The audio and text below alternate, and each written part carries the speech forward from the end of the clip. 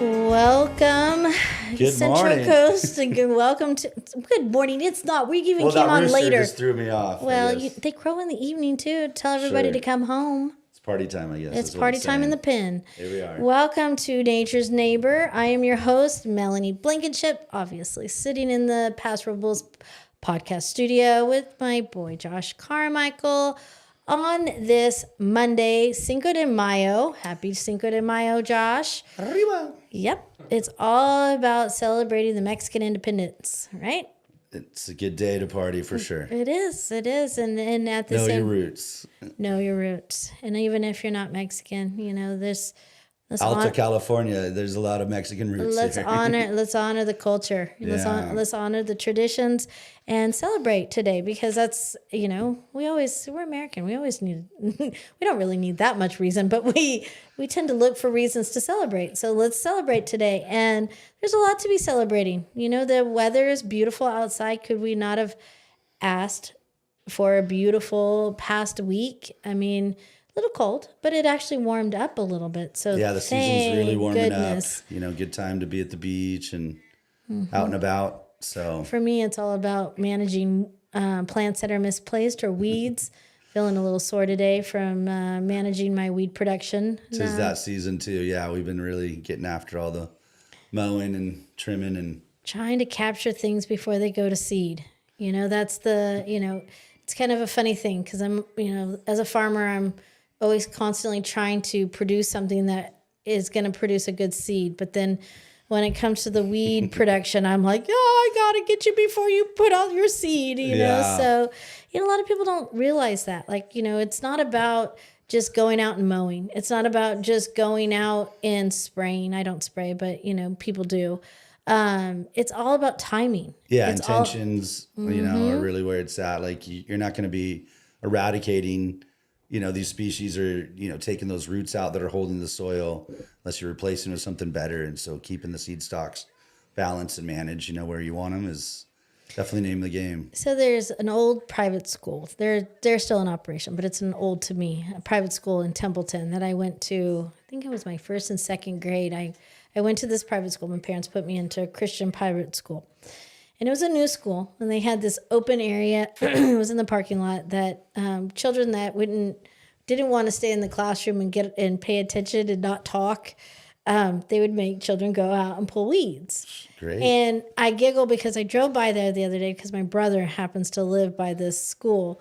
I drove by there the other day, and I looked at this area where I used to pull weeds often in this area. And I have to tell you, it's funny because it's in an area that you can tell has been neglected, but the soil has been it's really beautiful. And I was thinking about what would grow there. And then it just dawned on me that I remember the 2 years that I was at that school and how often I had to go out and pull weeds, right? And I thought about this. I'm like, you know, we have become a culture that is all about weed whipping or mowing or spraying or whatever happened to going out and pulling weeds. And I'm only going to say that because I thought about it that day when I drove by. And then I was going to go out this last week and weed whip. I got a, new weed whip, so I'm excited. I was going to go weed whip, and then I was going to put heavy mulch down and trying to, suppress and capture the next generation of growth. I'm going to mulch anyways because I got to stop the wind from blowing seeds into that area to be able to stop the production of plants that I don't want there. But at the same time, I thought about this and I'm like, why do we not go out and pull weeds anymore? Because that is literally the best form of aeration. That is literally the best way to capture and read the soil. And so I did. The last 2 days, I did a little market on Saturday in Templeton. It was a fundraiser for the Templeton Library. And then all day yesterday, I went and pulled weeds. I have to tell you, there's a reason why I don't work out at the gym, because I don't think I could ever get this sore working out at the gym. Yeah, but some good squats in there. There's squats and then this pull and then full shake body. and then, shaking and on the side of a hill trying to hold on. I might have been doing pulling weeds and flip-flops, but, and on the side of a hill. So, I was doing yoga. I was doing, the whole Tai Chi poses and trying to feng shui my new landscaped area. It's a pollinator area that I was going to do.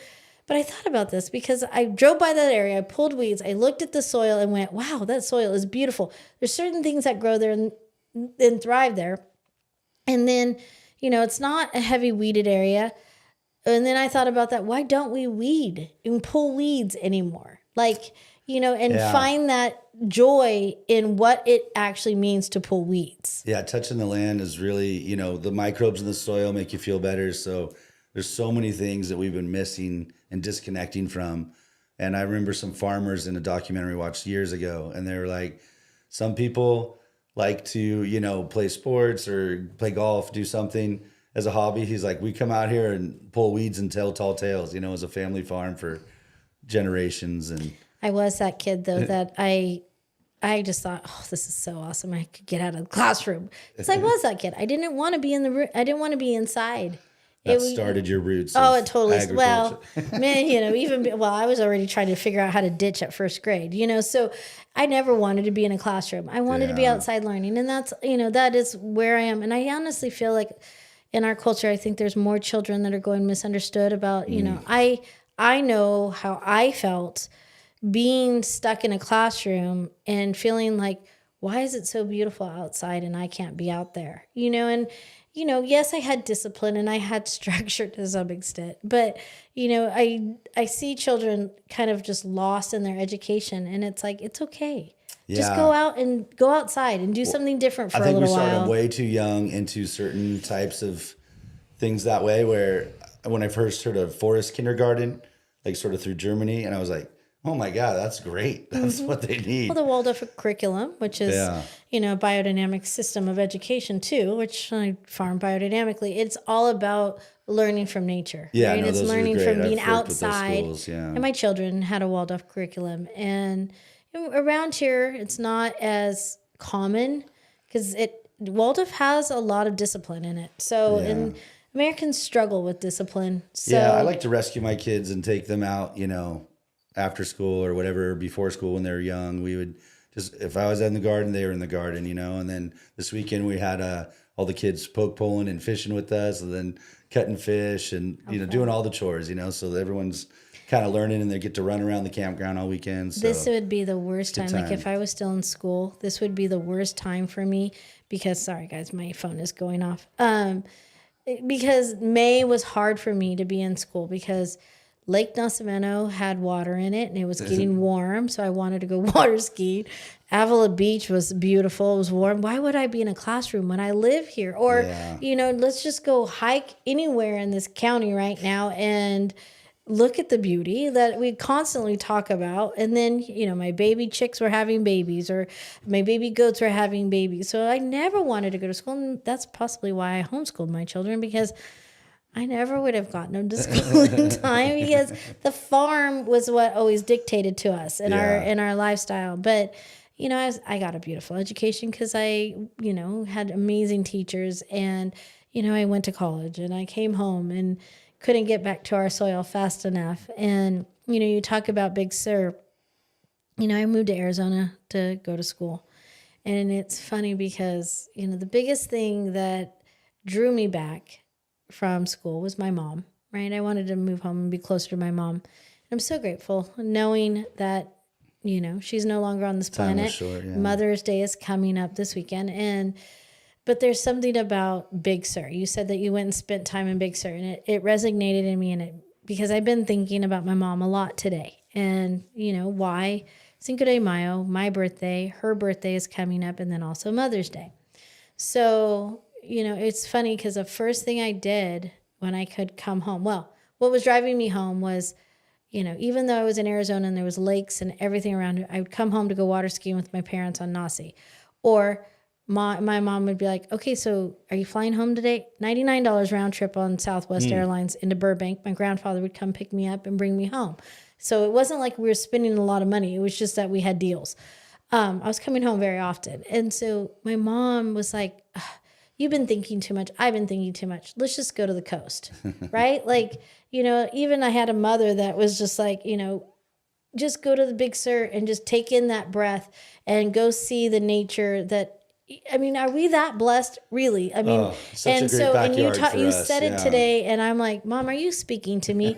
Because that's literally like, I Yeah, miss there's the no coast. I haven't been reception, there in a long time. and So you really feel small because everything else is so big there. The ocean's so powerful. The mountains are so tall, and no phone reception. So you really get to be immersed, and it just really reminds you, well, the first thing I did when I came home was went to the who we coast. are. Yeah. And so and Big Sur was that decision. My mom and I were up there. We went and met my dad, and my brother was with us, and Clint actually came home that weekend. And I'll never forget when I looked over at my mom and I'm like, Mom, I'm moving home. And she goes, you need to finish your education. I said, I have enough. And we'll come home and I'll figure this out. And she tried to get me to stay, right? I'm like, this is what I miss. This right here. Like, we don't have to do it all the time, but I will figure out how to survive in this community and make enough living just so that we can go and have these times. There was nothing major stressful or anything. It was just you get in the hustle and the bustle, right? You're working to, provide your home, the things that you need in your home or your life or your bills or your medical. You get in this hustle and in this bustle. And it's crazy to me to think about this community and how easy it is to find that peace, that place of peace, right? Where we have so many places here. Maybe that could be why I we were didn't there get a lot of beaches things with nobody done. else, yesterday, and then we had a whole group of 50 there that've been going for 20 years, and so we kind of had the village, but you also, you can just get lost anywhere along there that you want and really ground yourself. And I think this area really grows on you. So every time I went away to school and came back, it was like, oh, my heart's here. I'm going to raise my family here. And so it wasn't really a question of like, how am I going to do it? It just, like you said, it was like, just do it. I'm going to do it. Yeah. And that's the thing. Like, look at that ocean. There's not a better air conditioner. There's also not a better, air filter. Grocery store. Well, in a grocery store. Do you know that I don't eat anything out of the ocean? I don't eat seafood. Wow. I'm spoiled. Good thing I didn't bring any fish today for you. Well, I would have taken it home and shared with my family because they all do. And I don't know why. I've eaten it, but I don't like it. But I've been spoiled because I eat things like abalone, right? Oh, there was a lot of abalone growing back up there, but it's going to take years to. Yeah, and then you can't just go and capture it now. Like, they're pretty young. Yeah. And I mean, we've been blessed. They're not in operation anymore, but the abalone farm. I'll never forget, my grandpa would be like, come on, Mihan, let's go to the, Cayucas and go get some fillets. And I'm like, I never realized how spoiled I was. There's nothing better than abalone grilled with pineapple. Yeah. Like, and it was the end of June because that's when our friends from Hawaii would send us, beautiful Hawaiian pineapple. And then we'd go to the Cayucas and go pick up abalone fillets that... Brad, I don't know if you had known the abalone when Brad used to be there. And we'd get this amazing abalone. And I don't know if it was the abalone or if it was the fact that it was that fresh.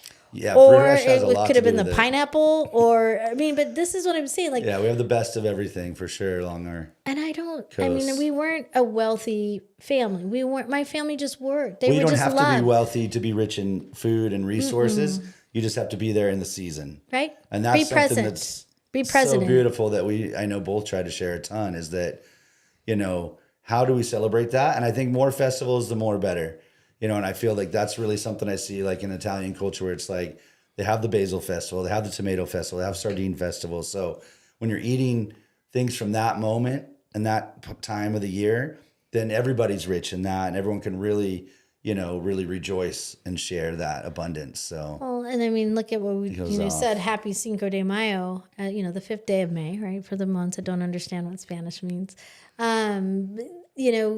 most Americans think of it as a party. It's about the alcohol, it's about the party.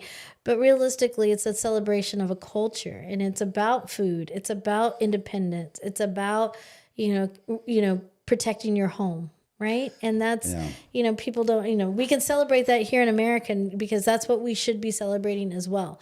It's not about the alcohol in a sense, although, there's nothing wrong with a little really good tequila, mezcal, or. Yeah. I think gathering and getting people together and sharing, that's what most holidays are about. And so the more we can put on the calendar, we've been doing a ton of Dia de los Muertos party every year with some friends that celebrate that. Other friends that really bringing around a lot of Lunar New Year, Chinese New Year's events. Mm-hmm. So more days on the calendar to celebrate. I think, good things for us all here. We don't need many excuses. We just need to to gather do better it. and celebrate. And speaking of, gathering and celebrating, I mean, this is that time when people are becoming awakened now. Even though it is May, people are kind of, I think the weather has kind of slowed people down too because it's been cold, but I do A little see windy, yeah. yeah, I feel like people are starting to come out, and it's it's funny, I thinking about this season.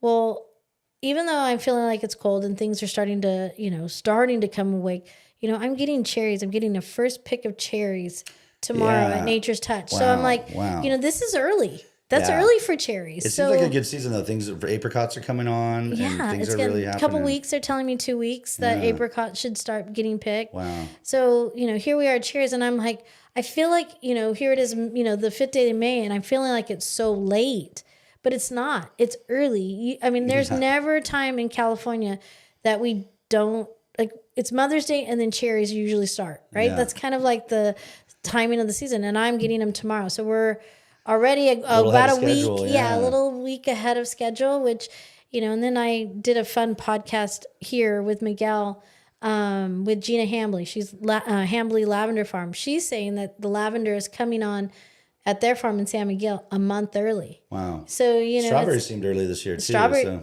So strawberries seemed early, but the problem is that people didn't see abundance of strawberries because every time the strawberries were ready, it rained. And so strawberries and rain don't mix. They get really mushy really fast. So that season's kind of off. Before the show, you and I were talking about, I'm getting busier at Creston Valley Meats right now because it's kind of the coming on of the busier season. We have people that want to keep their beef on grass a little longer, right? Because they had green grass.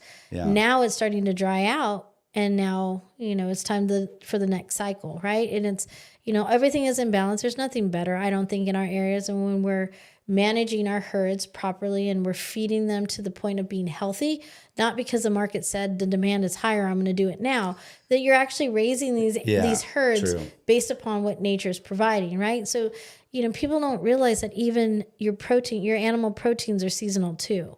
And you don't realize that because when you're in a grocery store, you don't see the cows, you don't see you see where it comes styrofoam. from. Yeah. Meat does not belong on a styrofoam tray. But you don't see that it's seasonal, and grass fed versus grain fed. There's all of that. Why did we start feeding grain? Well, there wasn't grass available because we weren't managing our herds, or we're putting our cattle in places that didn't naturally grow grass. Here in our area, I grew up with a cattle ranching family, and we didn't harvest in the late spring or summer. We would wait until the first rain and then you finish on grass. Yeah. Right. Yeah. So, or harvest on green grass. So there was management, right? It's all about herd management. Poultry, I think in our world, we forgot that a chicken is a range bird. Right. So when we have a free range, I kind of crack up at that because I'm like, free the range bird, kind of thing, because naturally a chicken wants to move. Oh yeah. A chicken wants to get, forage. Chicken tractors are powerful. And look at how, if I could get a chicken tractor on the side of a hill, I would have done it in this area because pulling weeds, right? Pulling the weeds, aerating the soil. There's not a better aerator out there than a chicken. Yeah. The way they scratch, the way they peck, the way they take dirt baths, how they loosen it up in that soil. Their intrinsic characteristics make them really great at doing those things. Best. And so if you have a flat area, why wouldn't you build a cage that is secure enough that the neighborhood cat can't get into, right? Because everything wants to eat a chicken. Yeah. But at the same time, it's like, to be able to rotate, and keeping chickens on the same soil is not good. When you get piles of poo, there's still piles of poo. That you don't want that. You want the manure back to the monocrop kind of thing. Manage so how it. To move things around and to pull your harvest of animal proteins off of moist green soil, like green grassy soil. I promise you're not going to get a better tasting animal protein ever than pulling those animals off of then when it's time to harvest, right? And again, I am that person that I raise for quality. I don't raise for quantity. I raise for health. Did I ever in my wildest dreams think that I would be running a processing plant? No, but I'm super honored that I know Yeah. how to. I'm super honored that I get to be a part of it and practice humane practices and making sure that things are clean and organized and that not only the animals are well taken care of, but my employment are too. Yeah, that's leading the way, and kind of make an example is what we have to do to really make sure things are there. And I think that the market's going to be there for the quality, or for people wanting to support their neighbors. And I think really regionalizing our food sources and certain really types of resources is only going to lead to a better market share for everybody. The costs and the values are going to be what people want. Like you said, people kind of freak out about cost of things, and we're talking a little bit about different meats, maybe people wanting more ground or things that they can Ground is stretch definitely further. the demand. I cannot believe at our processing plant now how much ground we are making. Yeah. And back in the day, it wasn't. Everybody wanted those prime steaks, Cuts, right? yeah. They wanted their fillets. They wanted their New Yorks. If their animals under 30 months old, they wanted their T-bones or their porterhouses. There's so much to this now, right? And then ground, it's like, I cannot get over how many people are like, nope, just grind the whole thing. I need more ground than I need. And I'm like, wow. And they're back again, I need more ground. And that's definitely the economy of scale right now. Like Yeah. people assume that ground is going to be more affordable, right? But I don't know where that came from, because there's nothing affordable about ground. I mean, yes, when you're taking the trim or the byproduct of what you're cutting away and you're grinding that, right? But most people want a lean ground, so you're not going to want to do all the fat and the trim. You're going to Yeah. want to take some Yeah. of the sirloins or, the I rounds think to it's be able just to get this something ground. psychological. When people feel like they got to tighten the belt or something, they're like, oh, this How do I ground's stretch it? I'm going to feed more people this way or something that way, and you're not sitting there eating a steak, which has got a lot more, just sort of, almost flamboyance to it, right? It Like is. people are like, It's oh, I'm having a decadent. steak Yeah, dinner. it's the decadent part. But at the end of the day, we shouldn't be eating for cosmetic. We Yeah, shouldn't be absolutely. eating for just consumption. We should be eating for health. Yeah. And the overall animal is for health. Using your bones to make bone broth, using your fat to Yeah, make if you really wanted to be tallow. economic about it, I mean, that's where it's at. And I think that's something, like I said, just these misconceptions. And I think people kind of, the sky is falling or something, and they're going to start running to these things that just psychologically maybe they've been drawn to over the years. So, I mean, that was a great point of how can we really promote, The whole people. animal. Well, just the truth. I think that's the biggest thing that is missing in the world. I always say that it feels like everything lost its sacredness. And so when times are tough, I mean, people right now are really divided or confused about, what's direction of this country or, other places around the world. What are we doing all together collectively and all? And how are we going to, really persevere and thrive? And that's something that we need to, kind of understand. It doesn't mean, we need more high technology or we need things to kind of fill in, because, one of my really great friends that passed, Chief Fred Collins from the Northern Chumash Tribal Council, he was, someone's like, hey, my people weren't just here, sustaining themselves. We were thriving in these places because they were using every part of everything there, and that's why I love being at the beach, and we're able to low tide, like, okay, let's go poke pulling. High tide, okay, let's take the boats out. Hey, it's mussel season. It's, and urchins and all the great things that are in there. And, it's fishing season opens up for the rest of it. So, there's just so many ways to get things, or we're in the hills and we're getting, mushrooms and greens, or we're getting our meat and our animals coming through. So there's no lack of the resources here. It's really sort of Recognizing it.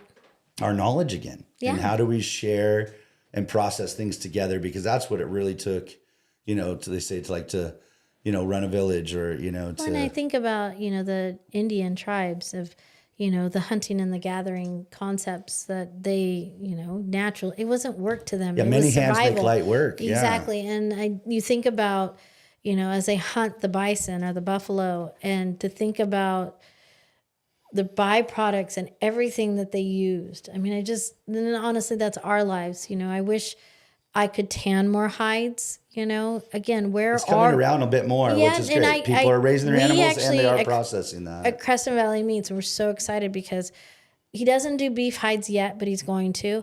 I have a gentleman that comes and picks up all our lamb and goat hides and is making, he's at all our local farmers markets now. He makes the most beautiful hides that Yeah. I could just, when I first started there, I'm like, it was driving me crazy because I'm like, how, and it's timing, right? And because we're USDA, we couldn't just store them, right? You can't store that stuff for waiting for somebody to come and pick it up. We needed somebody to come to the table and say, hey, we want to take these, when we want to tan these, would you save them for us? Yes. I mean, I've never even skipped a beat with that guy. He's there right on time. He picks them all up. And I love what, what he's created from him. And I love being able to educate food from what he does. And why I say that is because, I have a little sample of different species of lambs that he has tanned their hides. Yeah.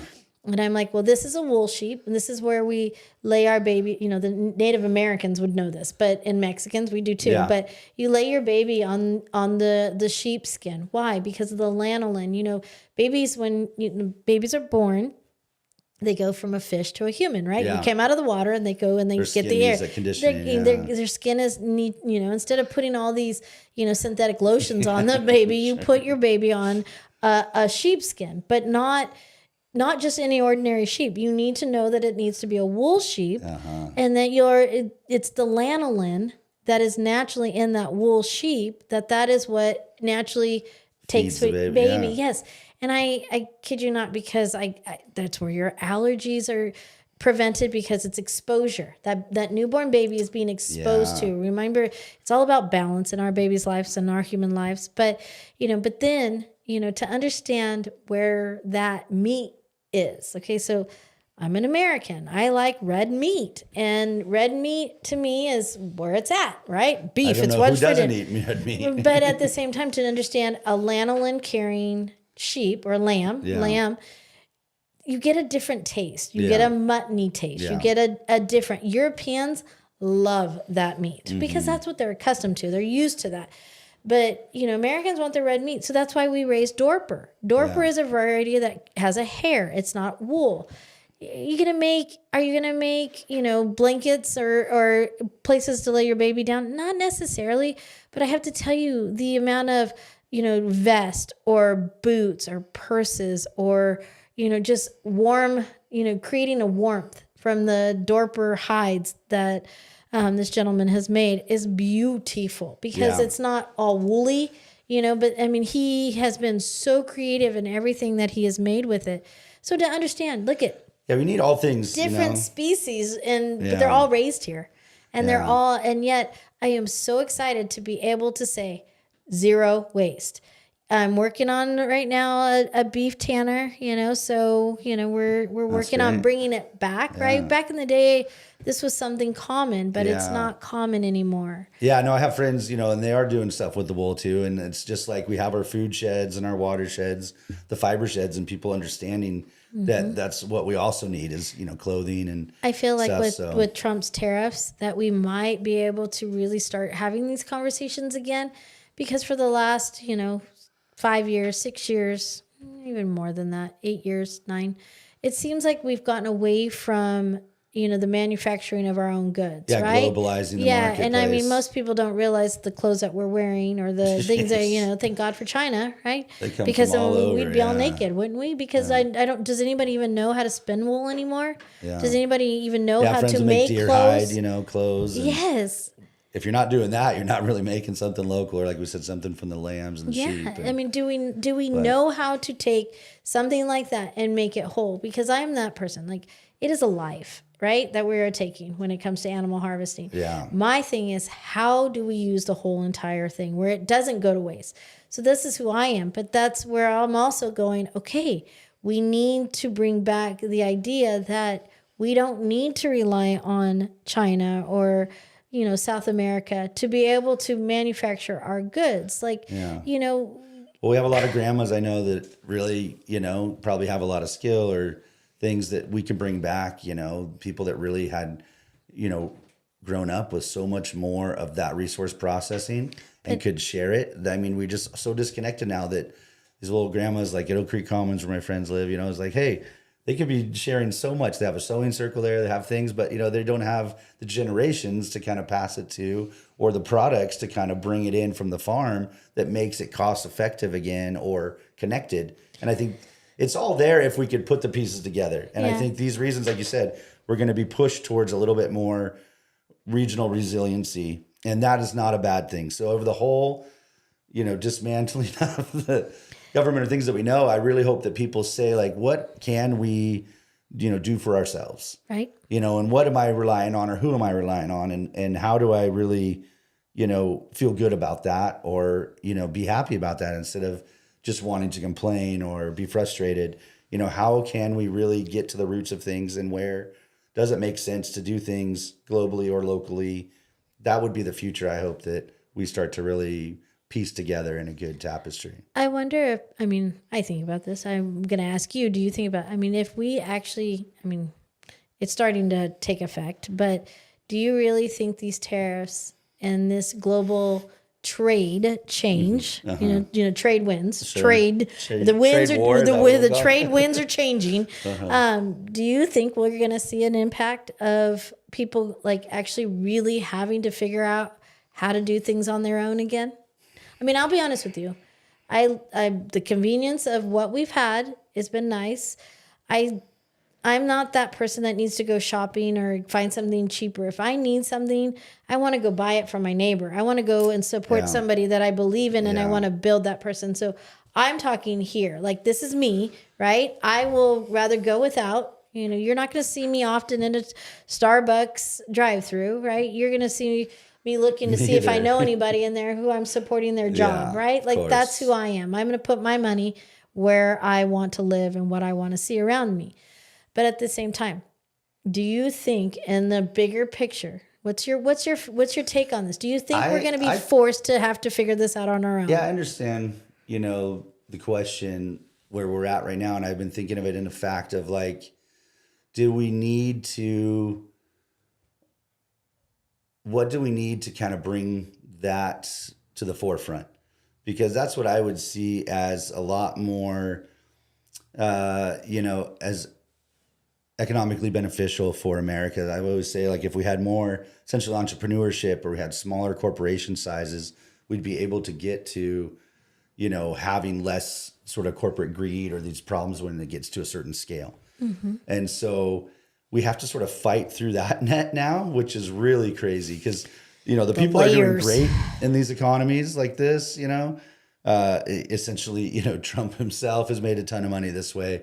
Elon Musk, a lot of people that have, understood how to make money in these down markets, they're feeding off of this really, really heavily. And so are they going to artificially, sort of manipulate the markets so that things go up, even though they don't have to? You look at that with gas, and oil and all these things where they have record profits and they blame it on supply or they blame it on something else, but they're just really gouging the marketplace. So I think, what is it truly going to take to get people to say, oh, I don't want to support that anymore, or I don't want to put my money into that, or I can't afford that, and I really see that I could find a place here to put my time or money or energy into to create our own things? Mm-hmm. That's something, I don't know, America's might be, 50 to 100 years away from. It's such a young country. I feel like we've gotten here so fast, though, right? Like how long is it going to take? Like, and are we going to go back? Like, I don't see how we can. Like, I just, I go to Creston every Monday and Wednesday, and I get the mail at the little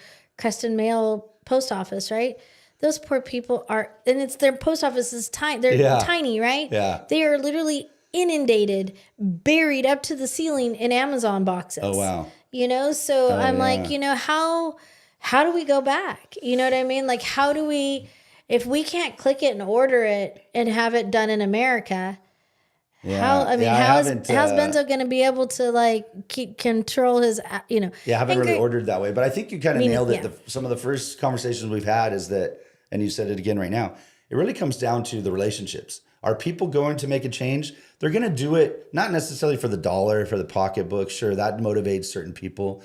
But, we all have these economic, social, environmental bottom lines or sort of principles and things that we believe in. And I think that socially, we could really move a lot more money around in ways that we want to, in not really like what, but who. And I think that that's what it's going to come down to, for people wanting to say, you know, hey, I'm going to go to that local market. I'm going to buy the foods from there, because not only do I know it's going to be better for me in the long run, it's going to be better for, you know, them and everyone else involved. And so I think that, yeah, there's some kind of change that's going to happen like wildfire. I see a lot around that with sort of, if you want to call it sustainability or something. And, you know, like I said, my Indian friends just call it thriving or living. And so how do we kind of create that sense of place, like I said, and create somewhere where, hey, this is our home and this is what we do. And this is when we do it.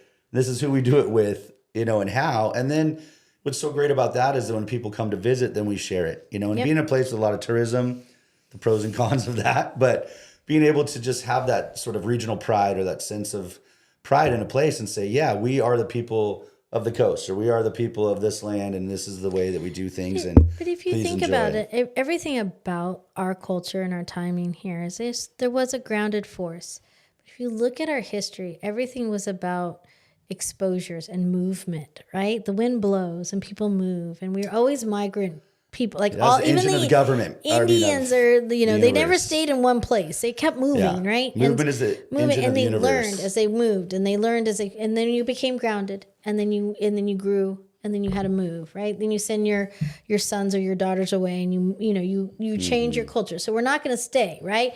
But at the same time, you didn't just move without the knowledge of home. Yeah. You didn't just move without the knowledge of your neighborhood and understanding where you came from, right? You take all the good with you, you know, leave the bad. But all the cultures have come here. They really bring their here. And that's where I look forward to tourism, because it brings in a bigger perspective for me, and the fact that it makes me want to work harder for where I live. I love to travel too, but my goal is always to never take my crazy to another place. I'm gonna leave my crazy at home. Ha ha, you get my crazy. But no, but I don't want to, you know what I mean? I don't want to take my negative there. I want to learn from there and come home and appreciate what I'm at, you know, and appreciate where I am at. But where I'm going with this is the fact that, you know, where in our society do you think we should be planting the seed of the importance of the old knowledge that we need to grasp? Miguel said something in a podcast that just came out today, his Paso podcast. Gina Hambly and I, Hambly Lambert Farm, did a podcast last week, and he talked about capturing stories of Paso, right? And he said, you know, all this knowledge, do you write it down? Do you journal? Like, and I'm like, well, hello, that's why I'm here. You know, it's like, I can talk about it, right, Miguel? Like, that's something I do. But he said that, and it resonated in me, by the way, because it's not just my story. It's not, you know, I am here to carry on my children, right? Yeah. And as much as I can to carry on anybody that I want to put a positive impact in, and I want them to carry on my positive. I don't want them to carry on my crazy. So I want to put my stories out there and be able to say, learn from what I've done that was good. Learn from what I've done bad. I love your crazy stories. Learn from what I've done bad, and just don't repeat that one. Just repeat the good one. There's lessons in all of it. Yes, and there's lessons in all of it. But at the same time, where are we capturing this knowledge? And you said something right now, like, are we learning from our grandmas to how to make things, you know, as we create? Yes, I've been very blessed, but my grandma just turned 90. There's so many things still I haven't been able to learn from her yet, because, you know, life starts happening, right? Like, you know, where did I learn how to take this whole animal and break it down and be able to utilize the whole entire thing? Like this whole tallow craziness right now. Yeah. All of a sudden, because one candidate talked about, you know, getting rid of bad oils, and we're going to start bringing good oils back, and beef tallow is the talk. Yeah, it's in cosmetics, it's in food. I've been cooking beef tallow for years, and now all of a sudden I'm cool because I cook beef tallow. And I did this little market on Saturday, and I kid you not, I could not have enough beef tallow for people. And, you know, it's funny because I'm, you know, explaining it, and people have no idea what it is. Sure. Like, how do you get oil from a cow? You know, like nobody understood it. Or what's lard? And I'm like, you cannot make tamales without good pork lard or tortillas or any of that. Yeah. And people don't know what that is. And I'm like, that's from cultures that have used the whole entire Well, I think it was market animals. manipulation, like I said too, where all of a sudden fat was bad for decades, you know, in the 80s, whatever it was, or they wanted to sell tanning certain products. hides or spinning wool, or how do we turn cotton, that awful plant? And I say awful because I don't know if anybody's ever picked Difficult, cotton. yeah, to Cotton. deal with, And you go to the yeah. valley and you can pick cotton here. Yes, it's not a southern plant anymore. It's grown in the valley still. You know, but that's grown for cottonseed meal for animal feed. Yeah. But I mean, you still pick it, and I'm like, what culture decided to look at this thing and spin it to make clothing? Yeah. You know, jeans, you know, look at all of us. Look at what we're wearing. Like, people don't realize that what you're buying is, you know, made in China, made in Mexico, made in India, made in Pakistan, made in Iran.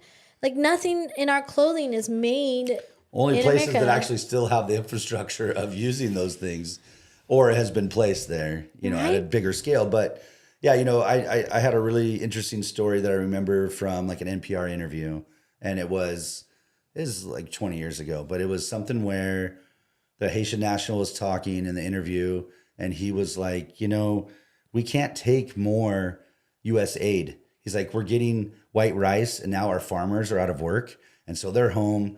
They're having drinking problems. They're having domestic disputes because they're not work. They're not No self-purpose. Yeah, and then they're losing their textiles over there because then they were getting all these Mickey Mouse T-shirts and things sent to them for free. So now all this free food, it wasn't good for them, and economically, socially, or environmentally. And so they really started losing their culture, but then losing that sort of those ethics and sort of the thrivability that it takes from using things. So I think, yeah, here there'd have to be really conscious choices of why are we doing this? And I think that those are what's great. You know, why did you do this? Well, it's like even, you know, my chief friend, my grandma told me when it was time to go pick abalone. They lived in Sea Canyon area. And she knew when the tides were right, and she'd send him, and he'd go over the hill. Yep. And then he would come back with all the abalone. Grandpa knew how to do that. Yeah, too. and they would do their like, you know, chile verde, or they would do like a, you know, chile colorado style with the abalones. And, you know, you do things because your grandma told you. That's a lot of cultures still work that way. Yep. And that's where I say we need to kind of have some direction from those places, you know. And there's some great friends. We did some events for a while. We call them reskilling fairs. Learn the, you know, things that your grandparents knew how to do. But now it's sort of like do things that maybe were even beyond that. You know, how are things done here really culturally for thousands of years? How are things done in this area with the same materials that are here? And how can we start to do that? I always look at plastics becoming ever present in every bit of our planet and persons and foods. And it's like, well, because we stopped making baskets. And it's like, you know, baskets could do everything Yep. that you know, really plastics did. If you add a little asphalt and tar, you can make a waterproof. You can do a lot of things. So maybe some kind of cultural, you know, revolution there where some of it is going to, be economic, but hopefully, you know, even beyond that, people are just starting to realize that they can overcome, Yeah. you know, And those all I can rules. say is I'm going to continuously plant the seeds. I'm going to continuously manage the plant that came from those seeds and harvest it and share, right? Because that's all I can do. And I'm In our willing time, to, it's all we have. you know, I'm trying to capture as much knowledge as I can because, you know, that's, you know, what if? You know, we Well, your always light's have going to what if. shine for as long as you can, and then somebody's going to take that and they're going to take a spark and go. Yeah. And I think I'm that ready that's for if where- somebody wants to come farm, you can take my spark. Please. You can pay for the permits. Yeah. No, and we have to be able to do something. And I'm having these stimulations of conversations because again, that's what's coming to me, you know, as people, you know, starting to, you know, people are asking me if the tariffs are affecting me. I'm like, no, you know, I'm like, and you know, it's kind of the thing of like, did COVID affect me? No. Yeah. I mean, community did. COVID didn't. Well, I mean, we live in a pretty isolated area where Mm-hmm. it's not as quickly affected by things that are probably national too. I mean, you're going to see cities running out of things or city having problems with COVID first and all those types of things like we had. I mean, my job is outdoor and socially distanced, so I didn't really have a problem during COVID. But either. I explained it too, like, you know, when with the comment of, or the question of, is tariffs affecting me? I said, not yet, you know, because, Yeah, it you know, is- not yet. But I'm going to tell you what's been affecting me is new regulations that came through the Food Safety Modernization Act. And each year there's new implementations, the new ways of how we have to conduct farming business and how we manufacture foods. And, there's all these things. And then the overall resource, they can call it inflation, whatever, but try to buy materials to farm right now. I was just telling a gentleman, I have 5 hoop houses. Okay. Mm-hmm. I have 2, one that's kind of in production and one that's still in production. The other 3 have been blown, the plastic ripped off because of the weather. Do you know that replacing one plastic on one greenhouse is going to cost me more than to manufacture all 5 of them now?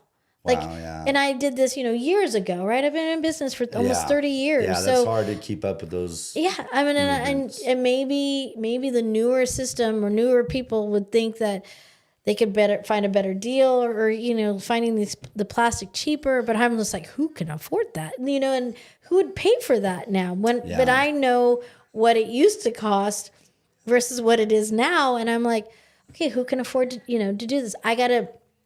Instead of thinking, okay, I'm just going to go buy it, I'm thinking about how do I maybe change the structure of how I farm to be able to do something different so that I don't have to pay. I can't. The problem is the solution. We love saying that. Yep, I can't jump in early and sell tomato plants in March. Maybe I'm just only going to sell tomato plants when nature tells me I can, and it's been cold. It was 34 degrees this morning out at the farm. So, that's not time to plant tomato plants yet, So, instead of having, that expenditure, I'm going to have to change things up. But again, I'm at that point where I'm asking the questions like, what am I growing for, right? If the consumers are more worried about tariffs than supporting their neighbor, then what are we doing? Because, okay, you and I are talking about we need to capture that knowledge, right? Yeah. But is the society ready to learn from how things have been done and how do we do it, right? Yeah. Are we going to be more worried about what Trump's doing than what we can do in our own homes, right? Yeah, I mean, really we've been turning to government for so many years. That's what's really affecting us. It's not affecting us by the tariffs. I'm feeling it. Yeah, obviously. Well, it's making you choke. I think you're right. That's the moment I always think about is like, what can I do to say something? It's sort of the reason I'm here. What can I say? What can I show? What can I share? What can I do that's going to make people want to jump onto that train and go, forward with that? And whether they're young or old or whatever age, it's like, what's going to engage people? Mm-hmm. And really, it's sort of like, what are they going to walk away with that's going to allow them to do it? Sort of like the old sayings, like you can give a man a fish or you can teach him to fish, right? And so that's what we're always looking for is like, how are we going to give people this in a way that they really want to integrate that into the culture again? And I think that there's so much of it is how are we going to make any changes last? It's going to come from the bottom up and not the top down. So I think that for me, I'm always looking at, how do we outreach around us? And how do we do things that are simple enough that people want to do it? I think always with, having my company, Carmichael Environmental, I put environmental in so that people would just want to think in a way that was more related to the earth. How do we get plants in people's lives in meaningful ways was sort of the basis of what it became. And it was like, what little thing can I do? Like, do they love to entertain and want to be able to make drinks or food for people? So then they want to have a garden, or people had health issues and they needed to produce better food or things for themselves. Or, plants can do so many things from shading to providing, privacy and windbreaks and, food and also curb appeal and value to properties here, which is huge. And so there's so many ways that we can get people to sort of look back to nature. And I think the best thing about anything that's really green or environmentally friendly and all that is that it will always work. As long as the sun shines and the earth spins, those things are always going to work, And I look at it as more like listening to our mother. Sometimes you go on your own and you're like, I'm not going to listen to mom. And then you kind of like, you learn your lessons. And so if we all kind of look to our mother more and kind of work with her and not against her, all these things work. Like, being able to put your baby in a sheepskin that you've already harvested and paid for. And that's sort of what I see in cultures that have been around a long time, like traveling through Japan or, in Italy, you might have a 400-year-old olive orchard. And so great grandpa already paid for that infrastructure. And now you're still Carry it on. harvesting it. And your overhead has now come down to where, you're able to make the profit in the inflated times and stuff. So Yep. it's really about, and I really love our conversations going to this point where it's like, it's about who, and that's the most powerful thing we could do. It's about who are we connecting with and sharing with in our communities. We could do anything. And that's the thing with like permaculture is so great. It's like I said, one of my aunties was like, hey, this is just a new word for old ways. I love so it's that. like, we're not inventing anything. No. And we're just trying to look at the problem and really put together a, kind of application that's going to allow the best, kind of inputs and outputs to be produced. And so we don't have to reinvent the wheel here, but it's like, what would work at what scale and how for who and where. And I think that's the biggest thing. And I think whether it's just coming together and partying like we're going to do tonight for Cinco de Mayo, Viva Mexico, and then we got to party again. September, they have another big celebration. big That's one. the real, celebration of their Independence Day. But this is a Josh. bonus one. May 8th on Thursday is a big celebration. This is a big party. Is this the birthday? I turned 50. Oh, nice. Cheers to you, my friend. Oh my gosh. Let me know how it goes. I'm Oh, gonna be behind you soon there. I think I want to go get a massage. Just self-care all day. All day. Just no thinking. And I just want a massage. Go sit in a mineral tub or, There you go. Yeah, I slept on the ground all weekend. I could use something. Oh, yeah. No, you need a massage too. And look at, I don't have to travel far to have that kind of medicine. Yeah. It's, we're so blessed around here. And I'm looking 'Cause we forward to haven't that just day. overdeveloped it. That's Yeah. why. I'm looking forward to that day because I can't believe it is my 50th birthday. But at the same time, I'm also so honored to say I'm 50 and that I feel like I've just begun. But right now, I feel way more grounded. I feel like I'm so ready to accomplish things that I've, put out there, right? But I've kind of, was in a different transition of my life, being a mother of young children or new business owner or, trying to follow something that somebody said, I know that didn't work out.